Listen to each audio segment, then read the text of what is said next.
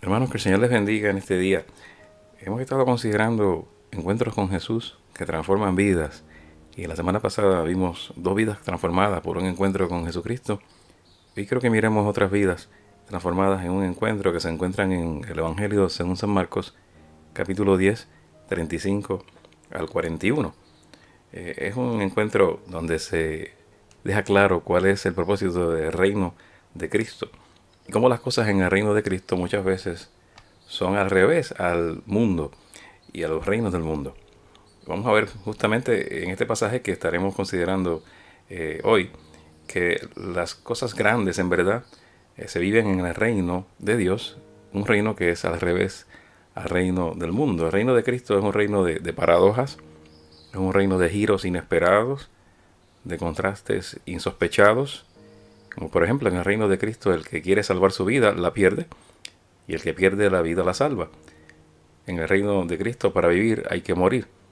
En el reino de Cristo al que tiene poco, aún lo poco que tiene se le quitará, y el que tiene más recibirá aún más. En el reino de Cristo aún la muerte, que es la mayor pérdida, es ganancia. Así que, en fin, el reino de Cristo es un reino al revés desde la perspectiva meramente humana. Y según este reino viven los que son grandes, en verdad, son aquellos que realmente viven de la manera que Dios quiere. Seguimos explorando el Evangelio de Marcos para conocer más de la manera de hacer ministerio que tuvo Jesucristo y también cómo debe ser nuestro servicio como sus discípulos. Y hoy continuamos con otro pasaje muy conocido y mencionado, que ya mencioné al principio, ¿verdad? Marcos capítulo 10, 35 al 45. Estamos viendo por lo menos tres verdades acerca de la verdadera grandeza según el reino de Cristo, el reino que es al revés, y nos daremos cuenta cuán diferente es a los reinos de este mundo. Sin duda, seremos desafiados a ser verdaderamente grandes, viviendo, accionando, relacionándonos de acuerdo con este reino. Marcos 10, 37, 35 al 37 dice, se le acercaron Jacobo y Juan, hijos de Zebedeo. Maestro, le dijeron, queremos que nos concedas lo que te vamos a pedir. ¿Qué quieren que haga por ustedes? Concédenos que en tu glorioso reino uno de nosotros se siente a tu derecha y el otro a tu izquierda. Esta petición de Jacobo y Juan da pie a esta enseñanza tan importante para todo aquel que es discípulo de Jesús. Jacobo y Juan, pensando en cómo querían vivir en el reino de Cristo y siendo visionarios en cómo se veían a sí mismos, en algunos años futuros pensaron asegurar una posición en ese reino que les trajera beneficios personales. Era una petición que seguramente no la acababan de pensar, sino que tenían tiempo considerándola. Habían escuchado hablar del reino de Cristo, habían escuchado hablar al rey, visualizaban que este reino sería establecido pronto y no querían llegar tarde a la repartición de ese reino. Así que, adelantándose a los demás, pidieron, como decimos, ¿verdad?, un adelanto. Y se acercaron a Jesús y de manera directa y un poco descarada le pidieron estar nada menos que a la izquierda y a la derecha de Jesús cuando se estableciera públicamente el glorioso reino de Cristo. No le tiraron bajo, sino todo lo contrario, querían estar allí junto al rey en ese lugar de alto honor. Ellos aspiraron a algo muy alto, ellos habían pensado, eso es una posición que implica privilegio. Y pudiéramos criticar duramente a estos discípulos como personas que eran oportunistas y aprovechados, pero siendo francos, nosotros no somos muy distintos. También nosotros, viendo oportunidades de escalar de alguna manera, corremos hacia esas posiciones, pensando muchas veces, más que nada, en los beneficios, remuneraciones, privilegios, comodidades y las demás cosas que consideramos que vienen con la posición.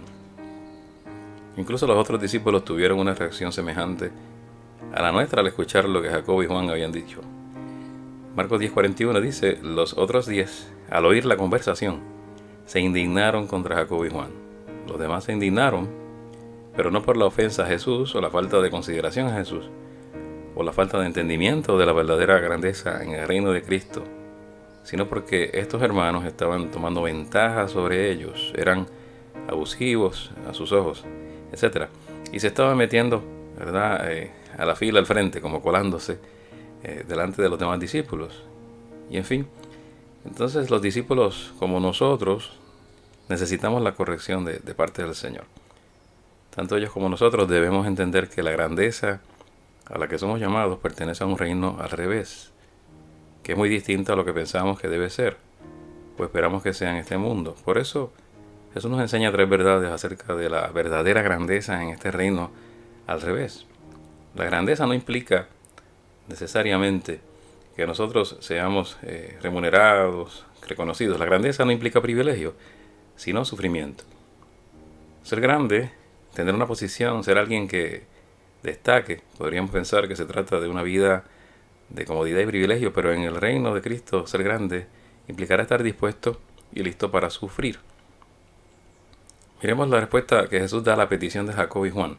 En Marcos 10, 38 al 40, él dice: no saben lo que están pidiendo, le replicó Jesús. ¿Pueden acaso beber el trago amargo de la copa que yo bebo? ¿O pasar por la prueba del bautismo con el que voy a ser probado? Sí podemos.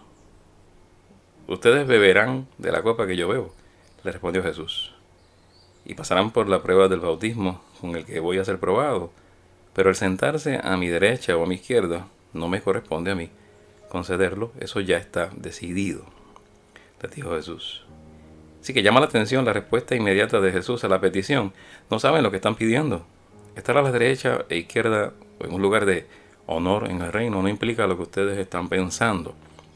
Ustedes están pensando que se trata de privilegio, comodidad, beneficio personal, pero es todo lo contrario, implica sufrimiento. Jesús les habla de la copa que él iba a beber y del bautismo con el cual iba a ser bautizado.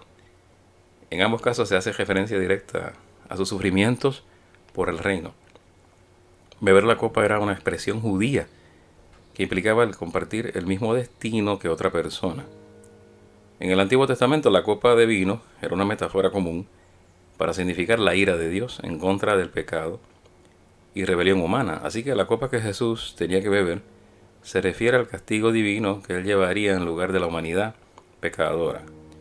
El bautismo es paralelo de la copa, refiriéndose a los sufrimientos y muerte.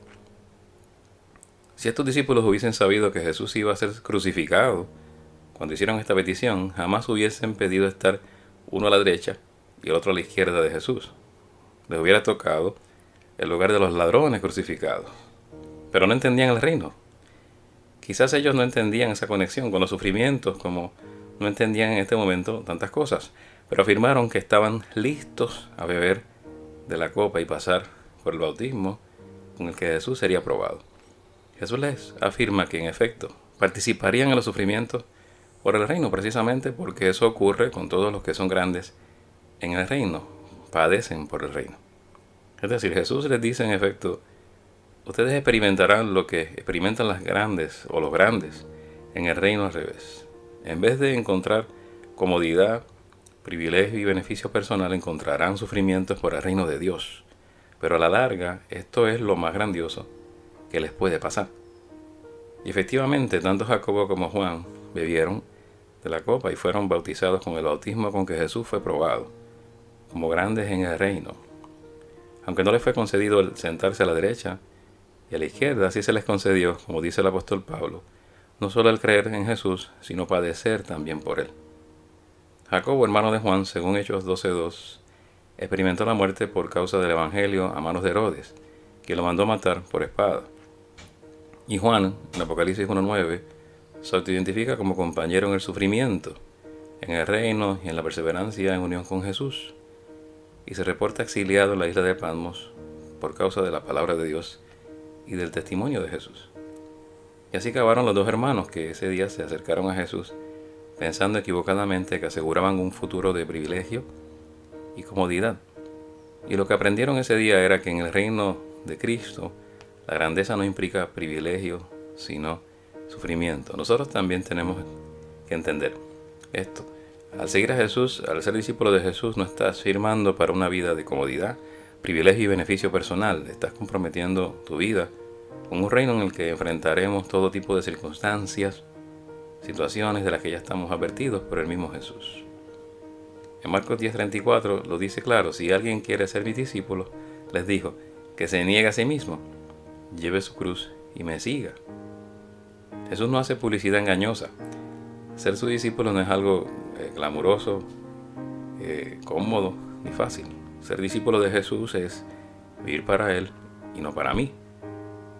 Pero al perder mi vida, estaré perdiendo solo aquello que de por sí no valía la pena, comparado con lo que encontramos en una vida vivida solo para Él. La pregunta importante para cada uno de nosotros es: ¿soy discípulo? He perdido mi vida por causa de Cristo, he hallado la vida verdadera en Jesús. Estoy negándome a mí mismo, he tomado mi cruz, estoy siguiendo a Jesús por todo camino donde me guíe, estoy viviendo para Él o para mí. Los que son grandes en el reino entienden que en este reino, al revés, grandeza no implica privilegio, sino sufrimiento por causa del avance del Evangelio de Jesucristo nuestro Señor. Y hay una segunda verdad en las palabras de Jesús para que entendamos la grandeza del reino, y es que la grandeza no implica poder, sino servicio. Marcos 10, 42 al 44 dice: así que Jesús los llamó y les dijo: como ustedes saben, los que se consideran jefes de las naciones oprimen a los súbditos, y los altos oficiales abusan de su autoridad. Pero entre ustedes no debe ser así. Al contrario, al que quiera hacerse grande entre ustedes deberá ser su servidor, y el que quiera ser el primero deberá ser esclavo de todos. Estamos tan acostumbrados a identificar posición con privilegio, posición con poder, posición con beneficio personal. Así funciona el mundo. Y Jesús lo describe con mucha exactitud. Los jefes de las naciones oprimen a los súbditos, y los que están en autoridad abusan de ella y se sirven de la gente. Podemos caer en esto fácilmente. Quizás puedes empezar a ocupar una posición con muy buena intención y deseo de hacerlo diferente, pero si no cuidamos nuestros corazones idólatras, con mucha facilidad comenzamos a amar el poder y el privilegio. Y cuando menos pensemos, ya estamos haciendo lo que hacen todos a nuestro alrededor, no solo gozando privilegios, sino abusando de ellos.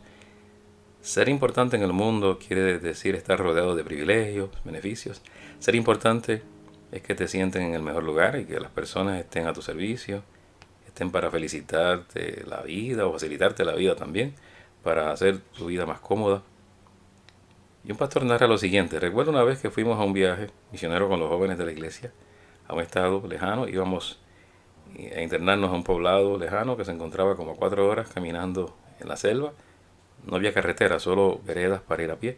Los hermanos de ese poblado salieron al pie de la carretera para guiarnos y trajeron un caballo. Y me dijeron: pastor, el caballo es para usted.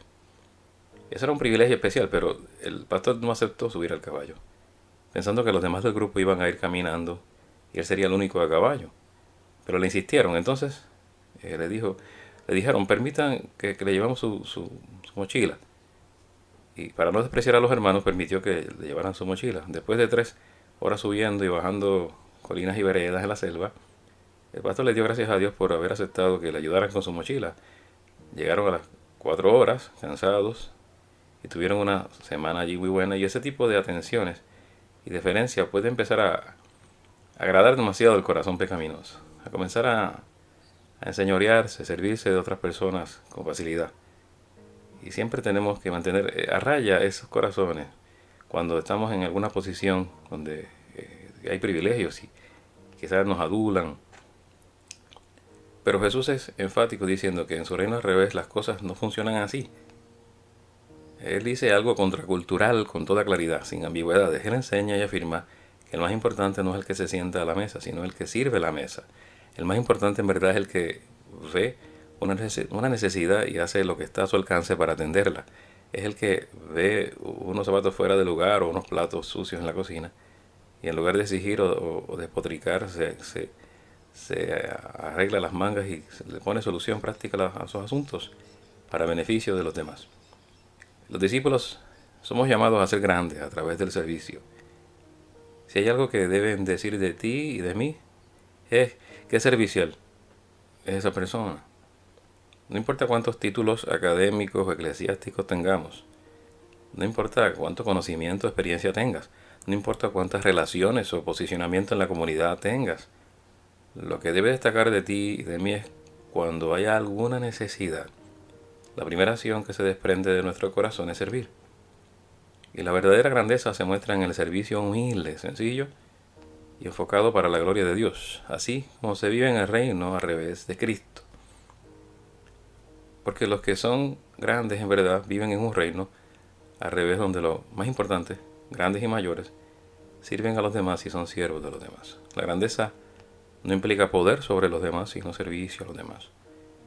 Pero aún hay una tercera enseñanza de Jesús en este pasaje, y es que la grandeza no implica autopromoción, sino ser como Cristo. Jesús finaliza esta enseñanza con estas palabras muy conocidas en Marcos 10:45, porque ni aun el Hijo del Hombre vino para que le sirvan, sino para servir y para dar su vida en rescate por muchos. Llama la atención esa palabra aún en este contexto. Esto enfatiza aún más lo absurdo que es pensar que en el reino de Cristo los grandes son como los llamados señores, reyes y autoridades en la tierra, con todos sus manejos sobre los que están a su cargo.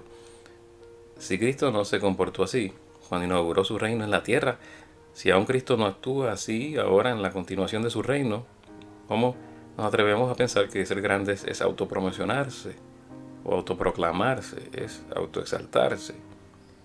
Si Cristo mismo no vino a eso, sino vino a servir y a dar su vida en rescate por muchos. Y es que Cristo tenía todo el derecho de recibir toda clase de privilegios y beneficios, pero ni aún Él los ocupó, sino que lo contrario, hizo del servicio su misión. La mejor figura de esto es Jesús lavando los pies de los discípulos. El hecho de que en este contexto incluya el título Hijo del Hombre para referirse a Él pone mayor empuje a sus palabras y su mensaje. Ese título Hijo del Hombre es una referencia a un pasaje en el Antiguo Testamento en Daniel, capítulo 7, 13 al 14, donde nos dice: miraba yo en la visión de la noche, y aquí, con las nubes del cielo, venía uno como un hijo de hombre, que vino hasta el anciano de días, y le hicieron acercarse delante de él. Y le fue dado dominio, gloria y reino, para que todos los pueblos, naciones y lenguas le sirvieran. Su dominio es dominio eterno, que nunca pasará, y su reino, uno que no será destruido. El profeta Daniel reporta que vio a uno como un hijo de hombre, viniendo en las nubes. Y aquí está nuestro término clave, hijo de hombre. ¿Y qué pasa con este hijo de hombre? Lo acercan ante el anciano de días, y éste le otorga dominio o autoridad, gloria o majestad, y reino o poder. Es más, todos los pueblos, naciones y lenguas le adoraron a este hijo de hombre, y se establece que su reino, a diferencia de los otros reinos que fueron juzgados y destruidos, es un reino eterno que nunca pasará y nunca será destruido. Y con este trasfondo en mente, ahora vayamos a los tiempos de Jesús. Cuando Jesús usaba este término para referirse a sí mismo, a simple vista pareciera algo irrelevante. Para algunos seguramente les parecía que Jesús estaba diciendo que era como todas las demás personas, un ser humano, pero para los que entendían el trasfondo de Daniel 7, claramente entendían que Jesús estaba diciendo: yo soy aquel a quien toda autoridad, poder y gloria le es entregada. Yo soy el que tiene toda la autoridad. Y este título, usado con frecuencia por el mismo Jesús, apuntó a la absoluta autoridad, dominio, poder y gloria que tiene Jesucristo. Y Jesús mismo dijo en Mateo 28, toda autoridad me es dada en el cielo y en la tierra. Y ahora, regresando a nuestro versículo en Marcos, cuando Jesús dice: ni aun el Hijo del Hombre vino para ser servido, sino para servir, podemos dimensionar ahora mejor el impacto de estas palabras. Si ni aun aquel a quien le fueron entregados todos los reinos de la tierra, aquel que tiene toda autoridad sobre el cielo y la tierra, vino para que le sirvan, sino para servir, entonces, ¿quién nos creemos nosotros, pequeños individuos, mortales, para pensar que tú y yo no somos llamados a servir como lo hizo el Señor, que te ha llamado a ser su discípulo? Para Jesús el servicio no era un concepto, sino era parte de su misión.